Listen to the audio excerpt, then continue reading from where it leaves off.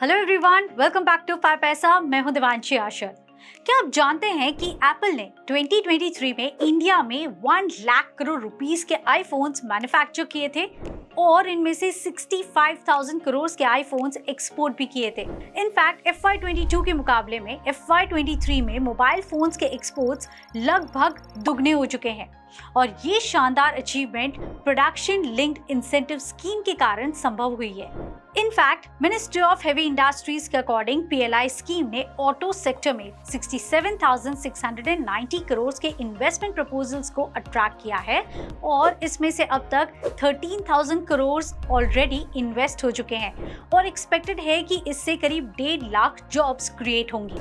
तो आज के इस वीडियो में हम PLI स्कीम पर बात करेंगे। We will discuss what is PLI scheme, what's the objective of the scheme, working of the scheme and lastly कौन से सेक्टर्स को इस स्कीम से फायदा हो रहा है।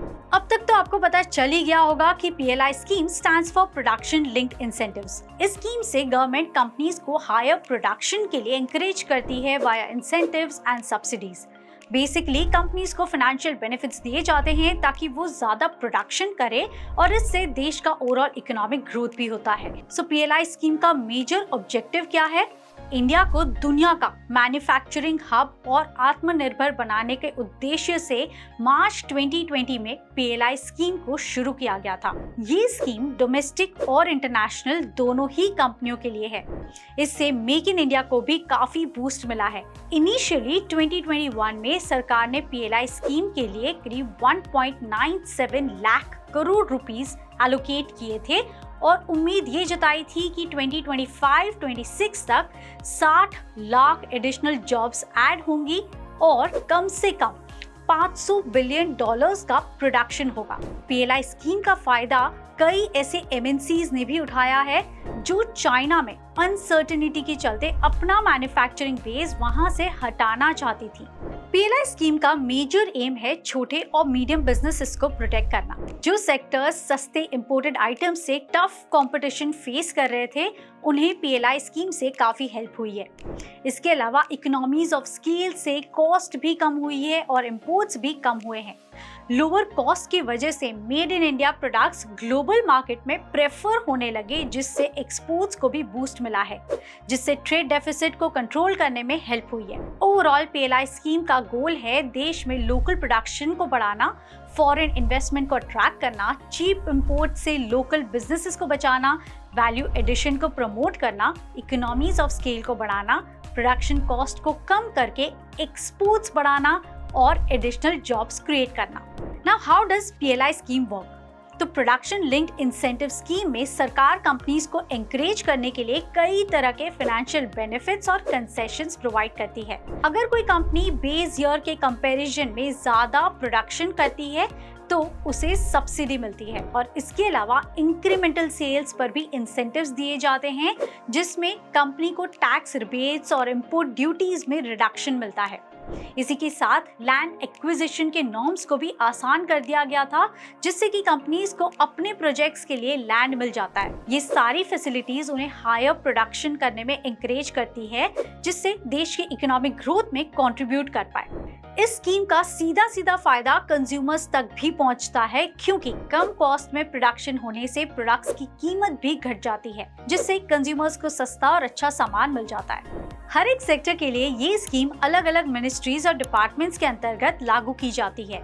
जैसे कि इलेक्ट्रॉनिक और टेक्नोलॉजी प्रोडक्ट्स के लिए ministry of electronics and information technology ने अप्रैल 2020 में पहला राउंड शुरू किया था, जिसमें कंपनियां बेस ईयर यानी 2019-20 के मुकाबले में अगर आने वाले 5 साल तक ज्यादा सेल्स करती है तो उन्हें इंक्रीमेंटल सेल्स पर 4% से लेके 6% तक के इंसेंटिव्स दिए जाते हैं। चलिए अब बात करते हैं कि आखिरकार PLI स्कीम में कौन कौन से सेक्टर्स कवर किए गए हैं और ये सेक्टर्स कौन से डिपार्टमेंट्स और मिनिस्ट्रीज में आते हैं।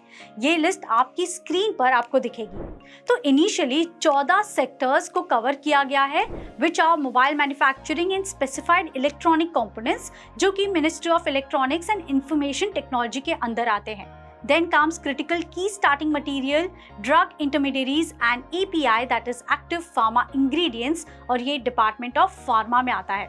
टेलीकॉम एंड नेटवर्किंग प्रोडक्ट्स जो कि डिपार्टमेंट ऑफ टेलीकम्युनिकेशन में आता है। इलेक्ट्रॉनिक टेक्नोलॉजिकल प्रोडक्ट्स भी मेंशन्ड है। इसी के साथ वाइट गुड्स जैसे कि एसीज एंड एलईडीज हैं इसमें इंक्लूडेड। फूड प्रोडक्ट्स भी इंक्लूडेड हैं, that is ministry of food processing industries के अंदर। मैन्युफैक्चरिंग ऑफ मेडिकल डिवाइसेस भी इसमें इंक्लूडेड है। इसी के साथ ऑटोमोबाइल्स एंड ऑटो कंपोनेंट्स हैं, टेक्सटाइल प्रोडक्ट्स हैं which includes man made fibres and technical textiles and high efficiency solar PV modules को भी इंक्लूड किया गया है जो कि renewable energy and ministry of new and renewable energy के अंडर आता है।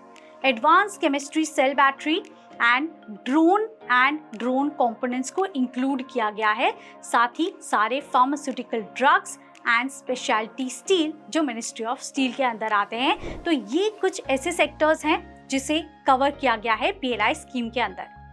इस लिस्ट को सरकार और एक्सपैंड या एनहांस कर सकती है गोइंग अहेड। अब जान लेते हैं कि पीएलआई स्कीम में क्या प्रोग्रेस हुई है और इससे देश को अब तक क्या-क्या फायदे हुए हैं। So the first one is approvals. नवंबर 2023 तक पीएलआई स्कीम के तहत कुल 746 एप्लीकेशंस को मंजूरी मिली है। Second is increase in the FDI flows. PLI scheme के पहले 3 साल में मैन्युफैक्चरिंग सेक्टर में एफडीआई 76% तक बढ़ा है as of June 2023। Then comes investment and sales. सितंबर 2023 तक पीएलआई स्कीम में 95,000 करोड़ से भी ज्यादा का इन्वेस्टमेंट हो चुका है और 7.8 लाख करोड़ का प्रोडक्शन हो चुका है। एक्सपोर्ट्स की बात करें तो एज ऑफ सितंबर 2023 एक्सपोर्ट्स में 3.2 लाख करोड़ की वृद्धि हुई है। जॉब्स की बात करें तो again as of September 2023 6.4 lakh jobs create हुई है। वैल्यू एडिशन की बात करें तो पीएलआई स्कीम से मोबाइल मैन्युफैक्चरिंग को सबसे ज्यादा फायदा हुआ है। इस सेगमेंट में सिर्फ 3 साल में 20% का वैल्यू एडिशन हुआ है। लाइक मैन्युफैक्चरिंग 20% इंक्रीज हुई है। इंटरेस्टिंग डेटा, चाइना को 49% के वैल्यू एडिशन करने में 25 साल लग गए थे और वियतनाम को 18% वैल्यू एडिशन करने में 15 साल लगे थे। So PLI has clearly helped India in a big way. Lastly disbursements की बात करें तो FY23 में सरकार ने कंपनियों को करीब 2,900 करोड़ के इंसेंटिव्स दिए हैं। अब अगर आप बिजनेस से नहीं जुड़े हैं तब भी निवेशक के रूप में आप पीएलआई स्कीम से फायदा जरूर उठा सकते हैं। कैसे? पीएलआई स्कीम के तहत मैन्युफैक्चरिंग से जुड़ी कंपनीज के स्टॉक में इन्वेस्ट करके आप इसका फायदा उठा सकते हैं। To name a few, Dixon technology, Idea Forge, Amber enterprises, Havells, Voltas, Mahindra and Mahindra, TVS को काफी फायदा हो चुका है। लेकिन 2024 में किन्हें फायदा होगा? आईटी हार्डवेयर में नेटवर्क टेक्नोलॉजीज को फायदा हो सकता है, ड्रोन्स में पारस डिफेंस, ग्रीन एनर्जी में रिलायंस इंडस्ट्रीज, रिन्यूएबल्स में टाटा पावर एक्सेट्रा एक्सेट्रा। वैसे कुछ और नाम चाहिए तो आप कमेंट में यस टाइप कर दीजिए, बाकी कंपनीज भी हम आपको बता देंगे फॉर 2024। या फिर अगर आपका कोई फेवरेट इन्वेस्टमेंट ऑलरेडी है ऑन पीएलआई तभी भी आप हमें कमेंट सेक्शन में बता दीजिए।